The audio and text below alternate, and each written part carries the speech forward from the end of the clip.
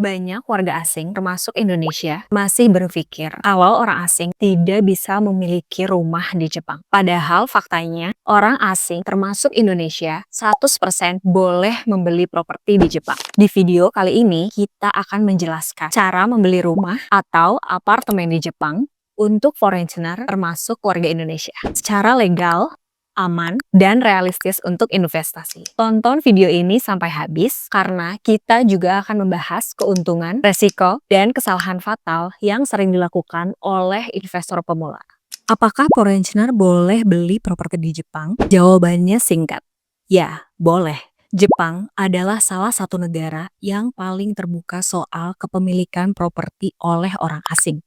Sebagai foreigner, tidak diperlukan visa tinggal, tidak perlu permanent resident, hak milik full ownership atau freehold, dan berlaku untuk rumah dan apartemen. Artinya, secara hukum, hak kepemilikan pembeli sama persis dengan warga negara Jepang. Dan ini yang sering tidak diketahui oleh investor Indonesia. Secara umum, ada dua jenis properti utama di Jepang. Yang pertama, rumah detached house, biasanya cocok untuk investasi jangka panjang, disewakan ke keluarga Jepang, atau Airbnb di area tertentu. Yang kedua, apartemen atau mansion. Ini lebih praktis, maintenance lebih mudah, cocok untuk passive income, dan banyak diminati tenan. Kebanyakan investor asing memilih properti di area dekat stasiun, kota besar seperti Tokyo, Osaka, Nagoya, atau kota berkembang dengan yield menarik. Sekarang, kita masuk ke prosesnya.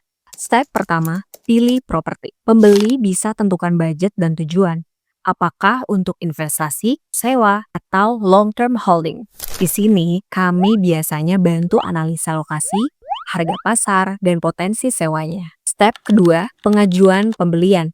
Setelah unit cocok, kami ajukan pembelian resmi ke seller di Jepang. Step ketiga, legal dan kontrak. Kontrak dibuat dalam bahasa Jepang, tapi akan dijelaskan secara detail dalam bahasa Inggris atau Indonesia, supaya tidak ada yang disembunyikan. Step keempat, pembayaran. Biasanya melalui transfer internasional.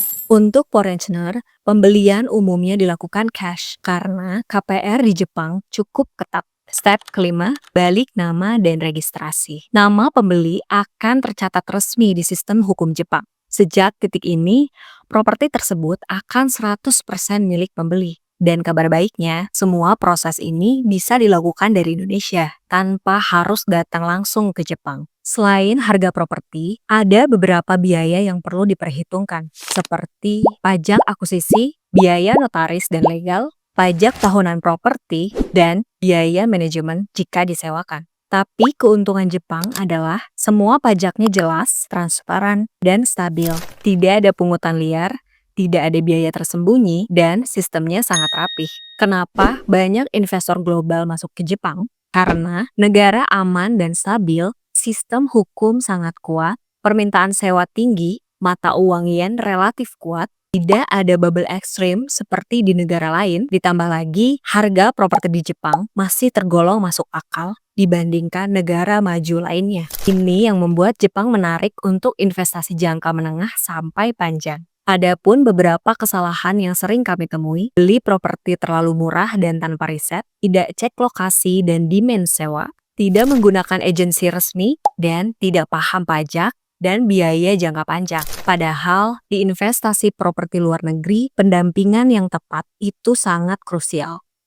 Nah, jika kalian serius ingin investasi rumah atau apartemen di Jepang, cara aman, legal, dan terarah, kami siap membantu calon pembeli dari awal pembelian sampai properti kalian menghasilkan income. Kamu bisa menghubungi PBJ Indonesia melalui link di deskripsi.